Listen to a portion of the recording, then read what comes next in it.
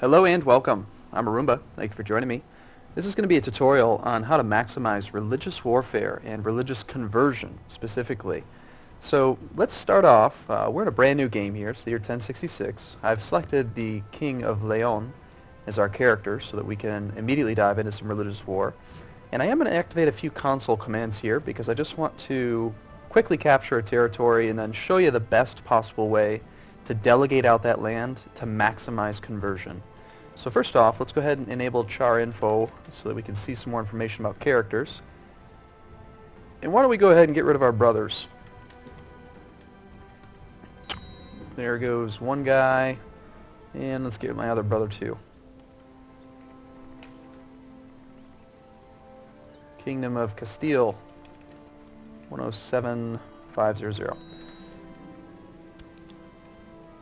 Alright, so now we've got all this territory rallied under one kingdom here. It's, we hold all three kingdom titles now, but it's basically just Leon. That's our primary title. I'm not going to worry about being over our limits. I'm not going to worry about any of these other things. I just want to show how this Holy War thing works. Let's also give ourselves a little bit of extra money, just because, again, we're not playing the game. Let's get some little bit of money, and so now let's say we wanted to attack this character here. We want to take over, let's say we want Beja. So we attack Beja, raise up our men. Let's go ahead and hire some mercenaries too, just so that it's nice and quick. And let's rally that way down to the south. We'll go on maximum speed. See just how quick we can capture all this.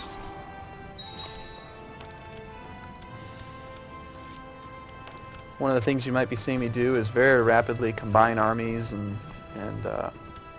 just use some quick key bindings. That's because I'm using my key bindings mod, which I'll put a link to in the description of this video. Very handy for being able to control your armies well. And of course we get tons of spam and events and pop-ups, very normal. Now the entire South has risen against us. One thing you need to know is that when you do religious wars, the South and anyone that shares the same religion, so that would be, for instance, all of the Sunni down here, can do a call to arms against me. I am a different religion than they are, so they will defend against. In fact, they've rallied, even with a little bit of cheating and combining all of the kingdoms here, they have almost as many men as I do. So we might even need to hire just a couple more mercenaries to ensure the quick victory. No, whoops, we don't need boats. Boats are just silly.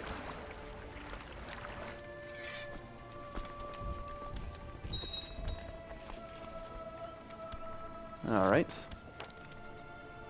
Oh, we actually went negative already, jeez.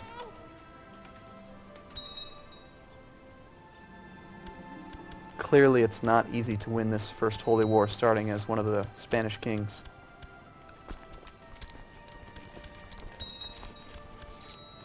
But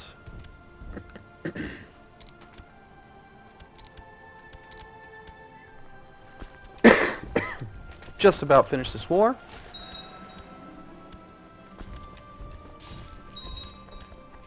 And let's say, okay, so now we've won our war. We've got all this brand new, freshly converted religious land. So, here's where we're at. Brand new holdings. One of the things you're going to see whenever you do a religious conquest, when you do a holy war, is you capture every single territory. Every county becomes yours. And every sub-county or sub-holding becomes yours as well, even the bishoprics and the cities. Generally, the very first thing you're going to want to do, unless you're trying to get somebody out of your line of succession, you can always give a bishopric, for instance, to your second or third born son to disqualify him from succession. But generally, what you're going to want to do is just right-click on the holding and then go Create New Vassal. Because what that does is it creates a brand new random courtier who is the same religion and the same culture as you.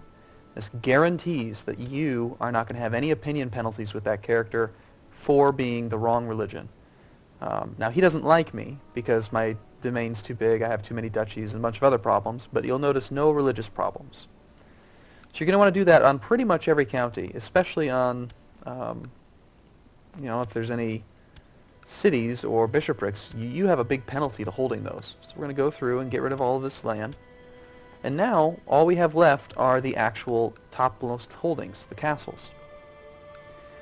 Also, if you ever attack a county and the topmost holding is like, say, a bishopric, like up here, take like, which county is it here? If you are a feudal lord, the topmost capital of the county will become a castle. So, something to know. If you ever have it in the wrong position, you're trying to move it, you can fix it through religious warfare and some other strategies as well.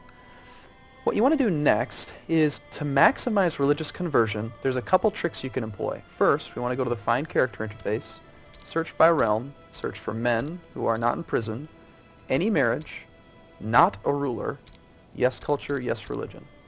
This part's very important. You do not want someone who is a ruler, because we want them to just have a single county, only one county to focus on.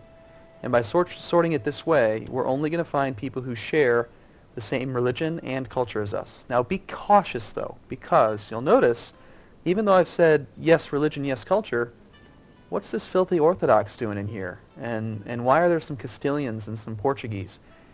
Well, unfortunately, when it says my religion, it means my religion group. And when it says my culture, it means my culture group, not just your culture. So we don't actually want Portuguese. We want Castilian. We don't want Orthodox. We want Catholic. But this does help minimize the field. Let's also go ahead and sort by adult as well. Now you want to sort by stewardship.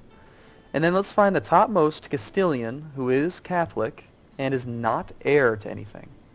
This helps to just guarantee that they don't accumulate any power down the road. I'm going to right-click on his character, right-click on the diplomacy icon, and then go to Grant Landed Title.